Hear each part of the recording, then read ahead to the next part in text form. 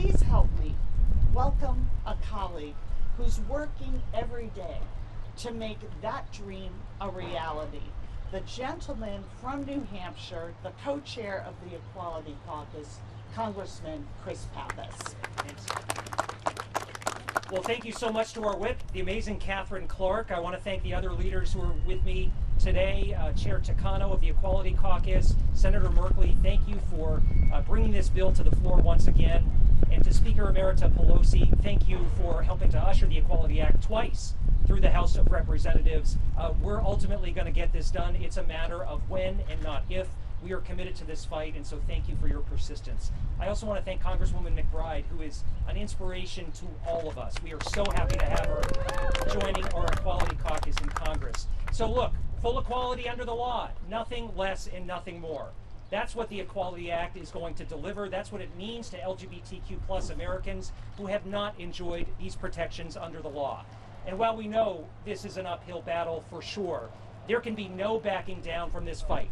No backing down from the fight that's about freedoms and protections and the dignity that all Americans deserve. So I come from New Hampshire. We put live free or die on our license plates because we take freedom incredibly seriously there. We were the first state to pass marriage equality legislatively, where a governor signed it into law. And in 2018, Democrats and Republicans came together to add transgender granted status to our state's non-discrimination statutes. So I know the people I represent want their government, they don't want their government telling people how to live their lives. They fundamentally want everyone to be equal before the law and to have the same rights and responsibilities. Passing the Equality Act is consistent with the basic promise of America, and it has never been more urgent that we confront the politically toxic attacks on our community and that we move forward. I think of the LGBTQ plus community members that we all talk to, people who are beyond afraid about the direction of our nation. Think about the high school student who reached out to our office. He couldn't attend class for a week after the last election, despite having supportive family and friends, because he felt to his core that there wasn't a place for him in the United States of America. I think about the trans constituent who told me the other day that they've never felt less safe in their community, are always looking over their shoulder, and are taking new precautions when they just go about their day-to-day business.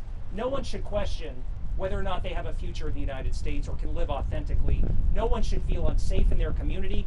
No one should be a second-class citizen in the United States of America in the year 2025. So the Equality Act is for them. It's for all of us, because not only will it establish the legal protections that are overdue, but it will send a powerful and unmistakable message about who we are as Americans and the kind of future that we can secure together. You know, just the act of introducing this bill again, that's enough to give people hope at a time where it is in short supply. But we're not going to stop there. We're going to keep fighting. We're going to keep showing up month after month, year after year, until this bill is finally the law of the land. You know, Jefferson referred to equality as a self-evident truth, meaning it didn't need really any further explanation or defense. And today, Americans overwhelmingly believe the same. They embrace the Equality Act. 7 out of 10 Americans support passing this law. So it's time leaders in Washington caught up to how people are living their lives and how people feel about the enduring promise of America's founding and extending the same rights and protections to the LGBTQ plus community. We are going to get this done, whether it is in the next few weeks, few months, or few years. We all have to stay committed to this fight.